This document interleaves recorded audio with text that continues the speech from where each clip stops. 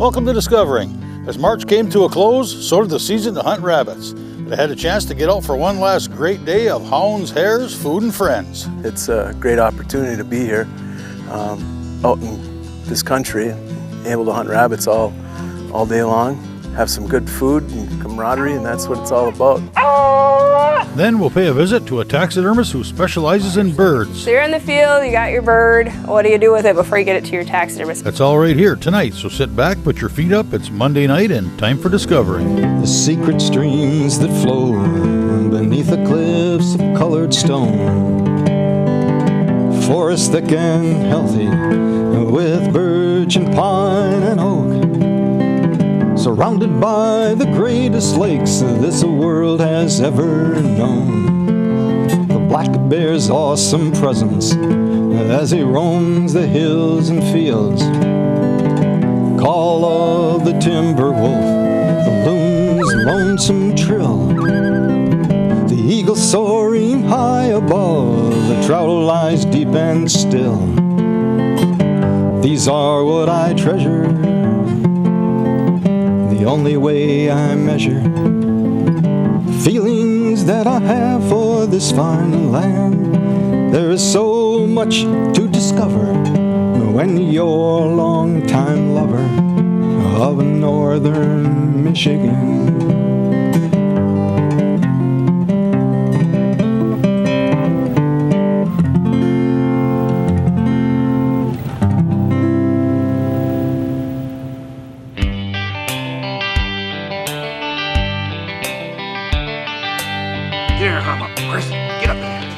It's the last weekend in March, and a beautiful day for being in the outdoors. Typically much of the snow is gone by now in most areas, but that's certainly not the case this year. It didn't take long to figure out that getting around the woods without snowshoes was out of the question.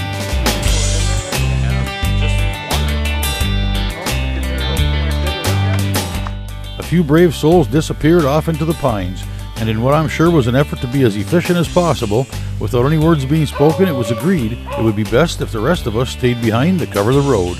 Kind of reminded me of my younger days making drives in deer season, except today it was actually dogs barking instead of one of my uncles.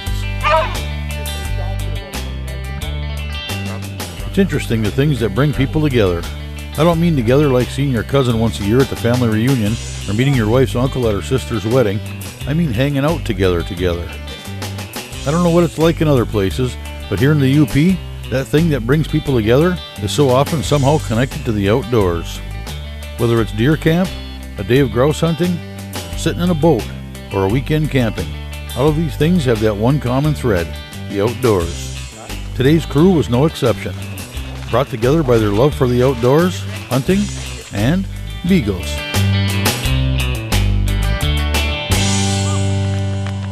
Randy Bro and I have been beagling buddies for a long time.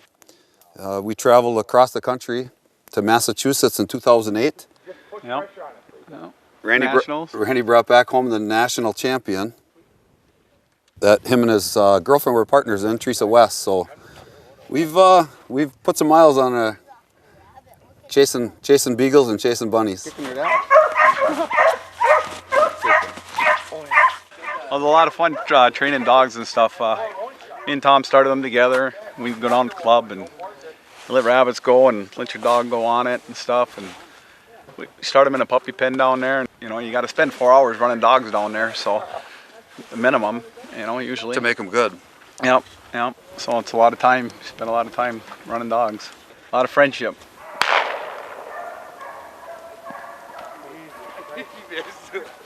It's been a tough year with the snow. The dogs have been pretty much sinking right to the bottom up to the last couple of weeks, and the snow has stiffened up, and they've been able to run on top. They still don't last all day like they could if there was better snow conditions, but they hang in there for a few hours.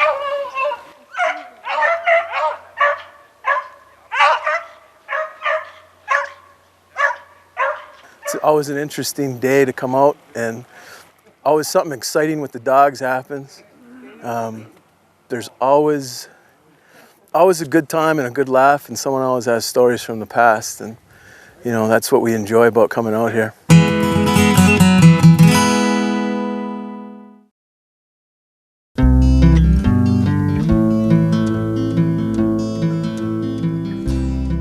Well, I've had beagles for many years, and it's just a big pastime of mine in the wintertime.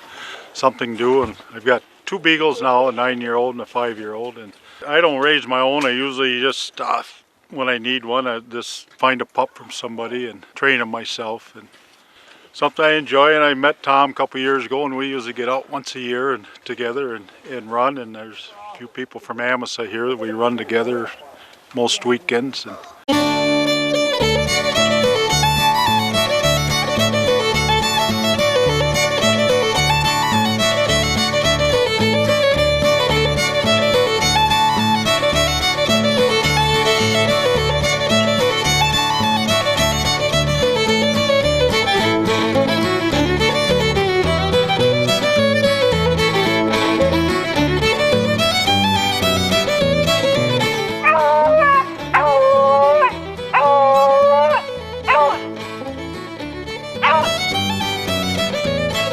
You know, this is a beautiful day out here. We've got a little extra snow that we didn't really ask for, but he gave it to us. And it's deep out here, as some of the guys have already said.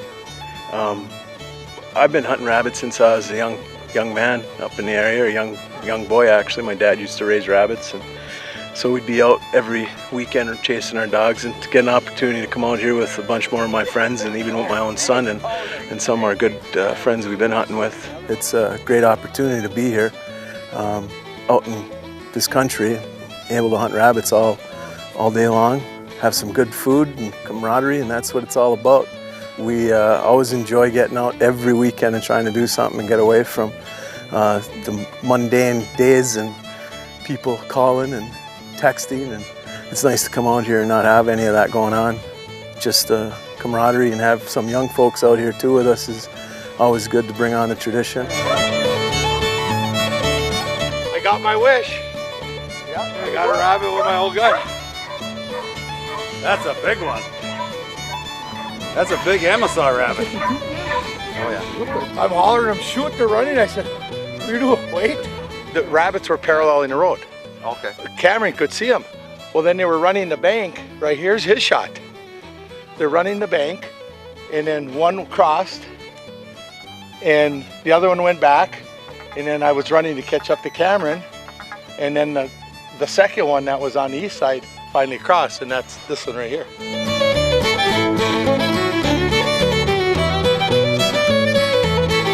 Last year I got rabbits that were just loaded with deer ticks, but this guy don't have any deer ticks.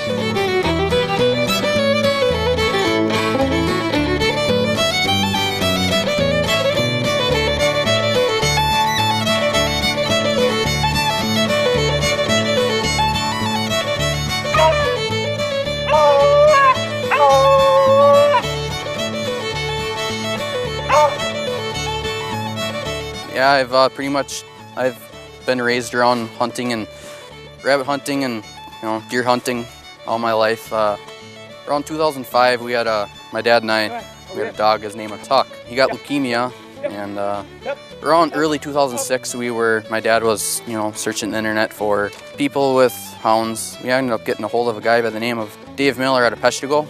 David said, "Hey, you guys, you're not members of the club or nothing, but why don't you guys come down and see what the trialing is all about, the field trials." So my dad and I went down there one year, 2006, and I got hooked right away. So it was a lot of fun. Met a lot of new people, a lot of good people. Doing stuff like this, get to meet new people all the time. So it's a lot of fun.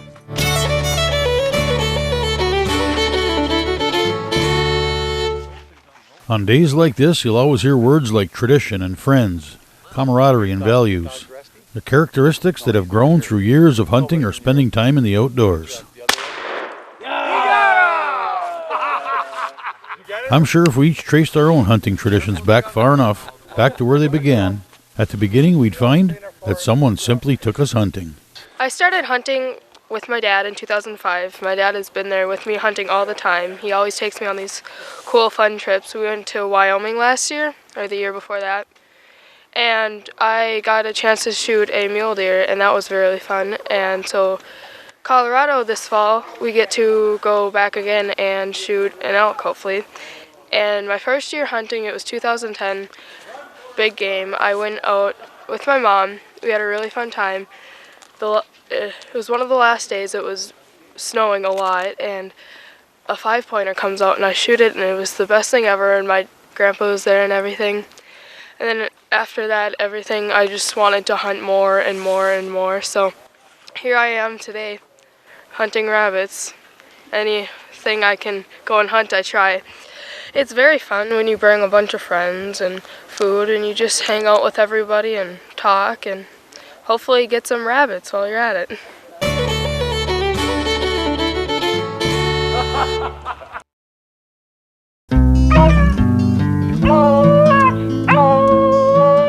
Hunting rabbits on a warm, sunny, late winter, early spring day? Can the day get any better? Turns out, yes.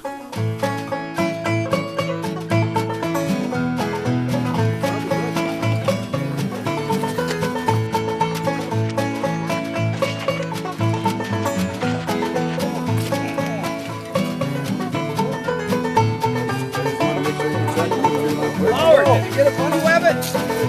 What the heck?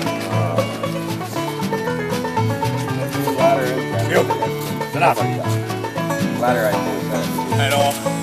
Almost they ran him right to me. The chipmunk?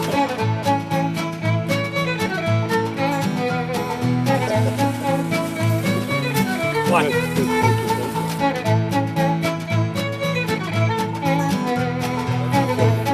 Bear or cat? Tommy?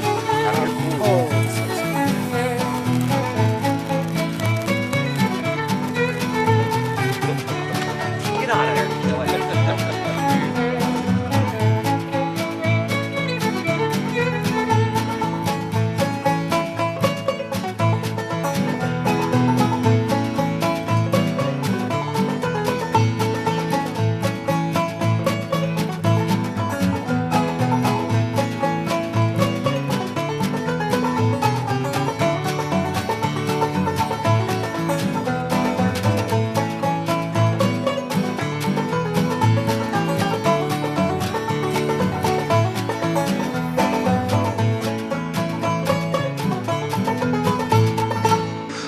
Pretty deep. It didn't take me very long to figure out that I needed snowshoes. Probably about 4 feet of snow in some spots, crawling, struggling the entire time. The rabbits were right on top of it though. You could see their tracks the whole way, so they're moving a lot faster than we were for sure.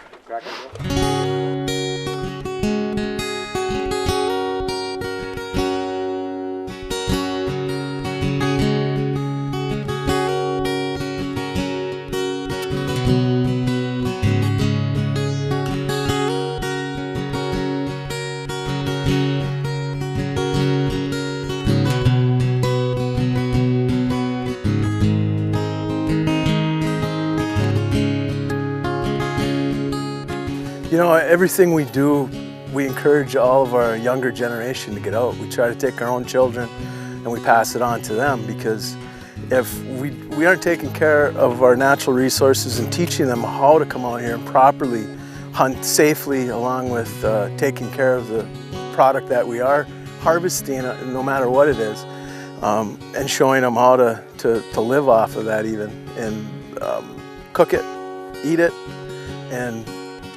but if we don't, you know, who's going to bring on that tradition later on in life? So it's really important, I think, to get our kids in our generation and bring a kid hunting, but bringing them out and getting them away from the inside TVs and video games and computers in this world, and teaching them that there's other things that they can have a lot of fun at too. And you saw today, the few kids that we had with us, they really enjoyed the camaraderie also. That makes them feel good that we want them with us. And I think that's important too, to just take them with and show them the ways. And they're going to bring it on to their children or friends of theirs too. It doesn't take long to realize that the rabbit really doesn't play a big role in the day. It's really all about watching the dogs do what they do best and seeing how much they enjoy it.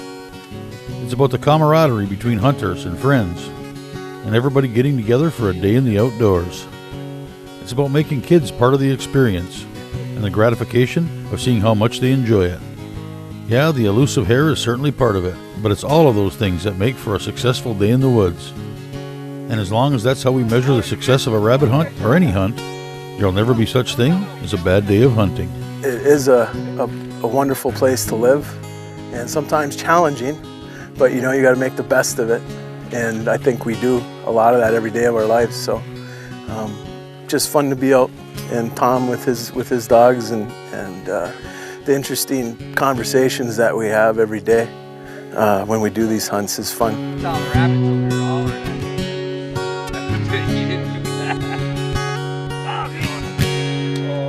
Good hunt, though. Good hunt. Lonely in the woods. Yeah.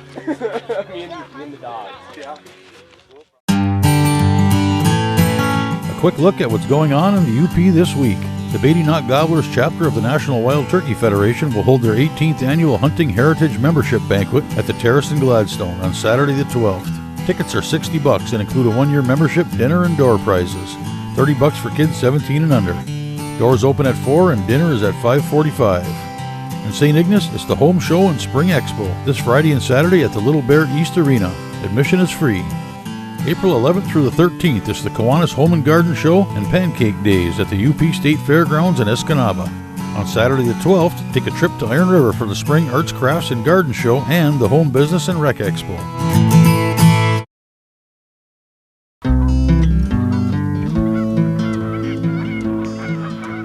Time for a trip to Gwyn for a visit with a taxidermist who specializes in birds. We'll get some tips on how to take care of your bird before and after it's mounted, and find out what it takes to make your bird wall-worthy. So you're in the field, you got your bird. What do you do with it before you get it to your taxidermist? If you're even remotely thinking about having it done, the first thing to do is to get it cooled as quickly as possible. All those downy feathers will keep your bird warm for a really, really long time. Do not gut your bird. Don't cut it open at all. If it has any excess blood or mud or anything like that, go ahead and wipe it off.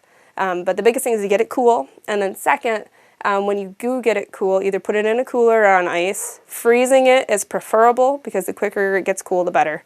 But the other thing is to make sure that whatever you put it in is as airtight as possible. Easiest thing is just to carry either a whole bunch of really big Ziploc bags with you, or just like 13-gallon kitchen bags. Those work great too. Put it in there, tuck the head underneath the wing if it has a long enough neck, and then just roll it up, tape it up, and mark it.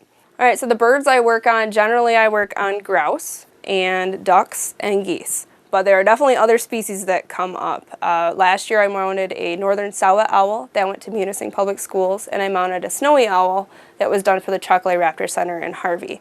Also last year, kind of interesting, is I mounted a peacock. That was a special challenge all on its own because it's almost as big as I am. So the species of birds are your typical hunted species, but then you get a few other odds and ends in there, you know, like I mounted a woodcock. This actually is owned by a Native American, so I have to have special federal permits for these. That's probably been one of the more rewarding things about the job, is that I've been given the opportunity to work on some very unique things. So when I get your bird, after we've done all the paperwork and all that stuff, when I go to work on it, obviously I have to thaw it out. That can take a really long time. Obviously it takes a long time to cool down, it takes a long time to warm back up. So a lot of times I will soak a bird in water during that process. That helps remove extra dirt and blood and help me see what's going on a little bit better as well. And then I usually do a breast incision on the birds, and then I'm skinning them. I usually go over the shoulder. The biggest thing is I'm going to disconnect at the leg, at the wings, and then at the neck, and then pull the body out whole. I don't gut the birds. There's no reason to make extra mess if you don't need to. And then I keep the carcass, and I actually keep the carcass until the bird is mounted. And I do that for a couple of reasons. One, I need to take a whole bunch of measurements off of it. And two, I keep it for reference. So when I use the forms, a piece of foam that has a general bird body shape and dimension to it, but this isn't exactly what your bird is going to look like. So I'm going to use the real carcass, and I'm going to carve out a bunch of the form to make it represent what your bird looked like better. And then with the body of the bird, I'm going to clean off all the meat and connective tissue and stuff off of the legs and the wing bones, and then remove the neck. If it is an upland bird, I use the real head. If it is waterfowl, I actually don't use the real head, so I have to skin up and over and all the way to the bill. And the reason for that is there's a lot of shrinkage in the bill as they dry. If it's a waterfowl bird or something that's fatty, then it has to be what we call fleshed. So this essentially is removing the fat from the skin. After that, the birds have to be washed. Birds have a gland underneath their tail that they use to preen, and that helps give them waterproofing. And so you need to remove the oils from the feathers too. After that, the bird has to be dried. I still do it kind of the old-fashioned way with a hair dryer. You put the form inside of the bird, and there's wiring that happens. So I use wire for the wings, the legs, and the neck. There's some foam that goes over the neck to recreate the neck muscles. In like the thigh, say if it's a bigger bird like a goose or something, or to recreate the thigh muscle with cotton batting. So there's all kinds of other small things that go in there. But basically the wires go in, and you insert this into the skin of the bird, and then you're going to sew it up. And then you get into where you got to pose it. So here you look at this pheasant, you can see this is one of the wing wires coming out on either side. Those are the ones that go into that form inside the body. There's a wire here through the neck. This is a pheasant as an upland, so I used the real skull on it. And there are wires inside the legs, but you can't see them because they've already been cut off. And then there's a lot of pinning. A lot of times we'll use painter's tape because it's not very tacky, to put over the feathers to help them stay in the right place, because as the skin shrinks, as it dries, that can create problems with the tracking of the feathers. So when you get your bird home, what do you do with it? Well, first of all, don't put it anywhere where it's damp. Like, don't put it in your bathroom or your sauna. That's probably not a good idea. The other thing is that mounts are dust magnets. There's no question about it. So the best thing that I like to do, everybody does a little different, is to take a really soft paintbrush and just gently sweep the feathers in the direction of the feather. And that'll remove dust. And you don't need to do it super often. It's important not to put your bird someplace where it's moist, like the sauna, because your bird might not look the same when you're done. Well, that's it for this week. I hope you enjoyed watching. And hang in there, spring is coming. We'll see you next week.